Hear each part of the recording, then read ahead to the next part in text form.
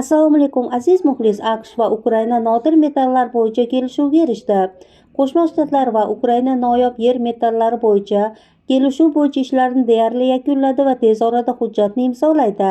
Bu haqida AQSh prezidenti Donald Tramp ma'lum qildi. Amerika yetakchisining qo'shimcha qilishicha, hududiy masala hozirda Ukrainani tartibga solish bo'yicha aloqalar doirasida, shuningdek AQShning Ukraina energetika inshootlari ustidan nazorati mavzusi muhokama qilinmoqda. Uning ta'kidlashicha, Qo'shma Shtatlar atom elektr stansiyalarini boshqarishda katta tajribaga ega va Ukrainadagi ushbu obyektlar Amerika nazorati ostida o'tkazilsa xavfsizroq bo'ladi. Eslatib o'tamiz, AQSh prezidenti Donald Tramp Ukraina prezidenti Vladimir Zelenskiy bilan telefon orqali muloqot qilgan edi. Telefon suhbati chog'ida Tramp Zelenskiy bilan Ukrainaning elektr ta'minoti va atom elektr stansiyalarini muhokama qilgan va Qo'shma Shtatlar elektr energiyasi va kommunal sohasidagi tajribasi tufayli bu stansiyalarni boshqarishda juda yordam berishi mumkinligini